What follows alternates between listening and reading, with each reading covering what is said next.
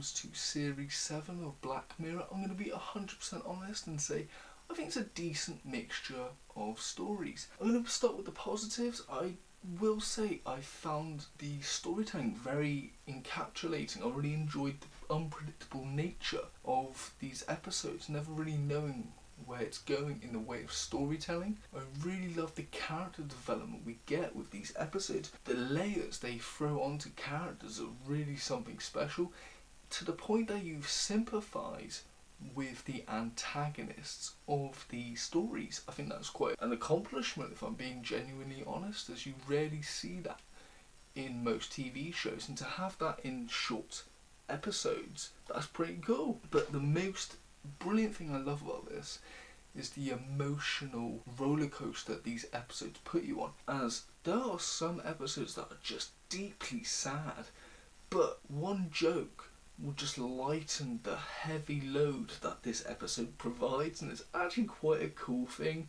It's really enjoyable to see when this method is used. Going through the episodes, the first one is quite a sad episode, as it's about a husband whose wife somewhat dies, but he is able to bring her back through a free surgery, but paying a small subscription fee. And at first it seems all rainbows and kisses, but as the episode goes along, we see that they are being financially ruined, and on top of that, they're having to pay such large subscription fees because the subscription is being limited. And I found this episode fascinating, and I really respected Charlie Brooker for talking about this particular topic. Not only subscription fees and how we are getting charged extra and extra each day for just the basic essentials, but also having to go at the medical businesses as well. And what's really fascinating is the way they show how serious families are when coming to pay these subscription fees off, or medical bills to an extent, that they're having to go on the internet and somewhat humiliate themselves all for money. And it does make you sympathise with people who are on the internet who actually do this kind of thing, whether it be OnlyFans or even weirder stuff, where we don't know why they're doing that. Whilst obviously some people, they're doing it for their own gratification, others are doing it because they genuinely have family, and it's really turning a conversation on its head. And honestly, it was quite a tearjerker of an episode, but also I loved the social commentary. The second episode, I personally felt was a emotional letdown compared to the previous episode, but I really enjoyed its conversation on gaslighting and how it took gaslighting to the extreme, and I really enjoyed that whole narrative.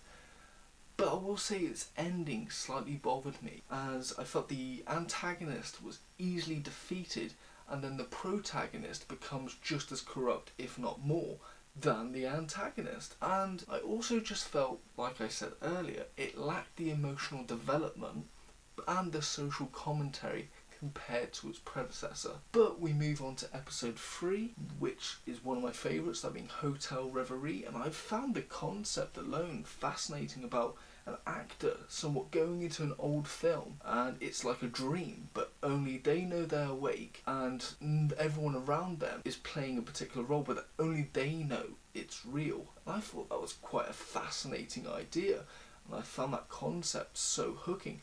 But one of the main hooking factors for me, which actually did surprise me, was the romantic theme, which really was quite a cool, beautiful thing to see. And the emotional bomb they drop is so devastating. There is a silver lining, but the sympathy is still there. Honestly, it's a beautiful episode. Afterwards is the episode Plaything. I will say it was interesting, as it felt like a semi-sequel to Bandersnatch, with certain characters being in there, but also I enjoyed the visual perspective of this, as it's definitely different to all the others.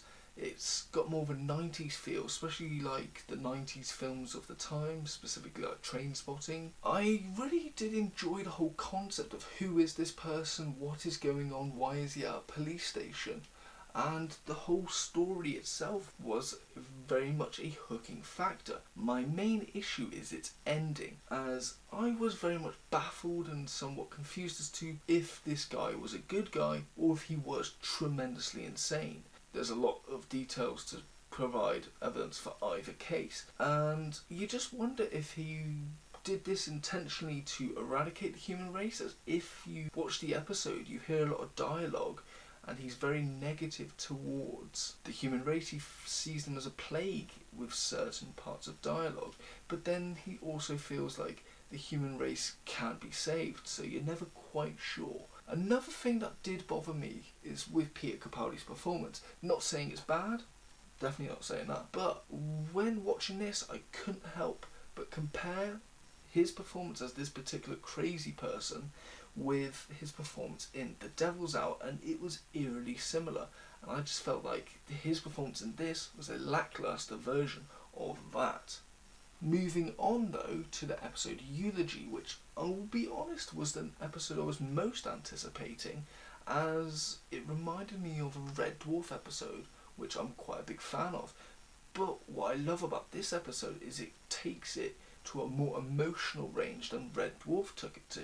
And it's about an old man who finds out that one of his ex-girlfriends has passed away, and for the eulogy they asked if they could provide anything for her to learn a bit more about her. Sadly, he has got a lot of negative memories and feelings towards her, and so he's having to describe what's going on, and we're getting it from mainly his point of view.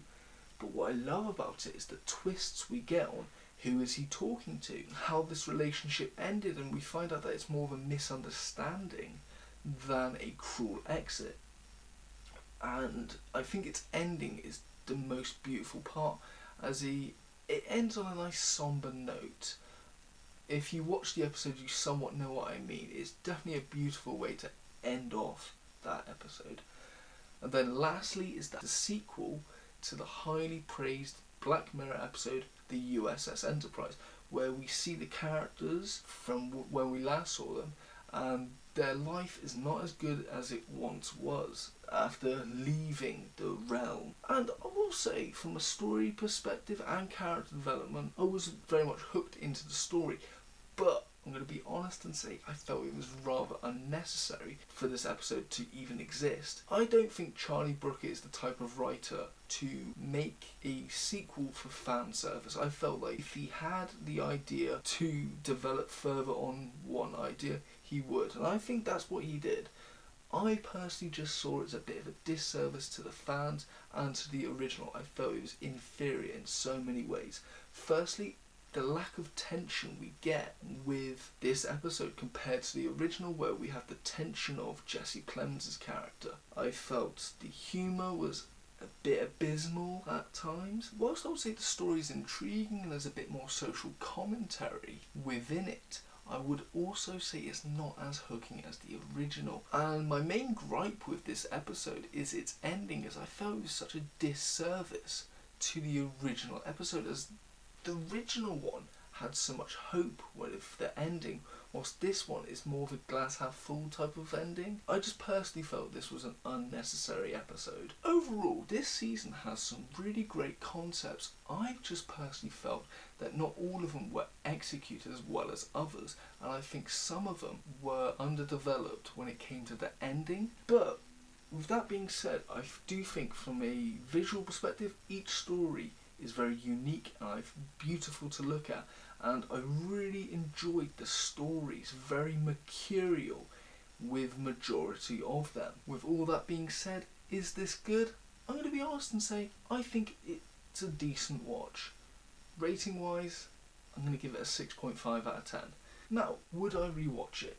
Yes, I would, but again, I think 3 of the 6 episodes are fantastic, and I definitely can see myself going back and watching them. The other 3 aren't bad, it's just comparing them to the other 3, they aren't as good to me. I still think they're decent episodes, but I feel like there's such great highs with the other 3 that comparing them, they're kind of weak. But when it comes to recommendations, of course I recommend Black Mirror as a whole. There's so many great episodes to watch. I haven't seen every one of them, but the ones I have seen are amazing, and I still find great ones every now and then when I go back. Now, this particular season reminded me of certain things, like I mentioned in the episode Eulogy. I mentioned that it reminded me of Red Dwarf's time slides from Series 3. A fantastic episode, two ways to approach it. Red Dwarf did the more comedic factor, which worked amazingly well, whilst Eulogy went with the emotional one, and I thought it was a great, cool idea. Another show I think they borrowed in a sense, or reminded me of, is Peter Capaldi's performance in episode 4, Plaything, reminding me heavily of his performance in The Devil's Hour, specifically the last episode of Series 1, when he's being interrogated. But I recommend the entire show as a whole. And then lastly, just as a show, because it's quite similar, I would recommend Inside Number 9, as both shows, each episode has no connection to the other. The only difference between two shows is that the creators of Inside Number 9 are also acting in said episodes, not always playing the main characters, but occasionally being so. They're sometimes support acts, or just occasionally appearing in it. Those are my recommendations. This has been my review for Black Mirror Series 7. If you have enjoyed, please like and subscribe. Most importantly, thank you and have a nice day.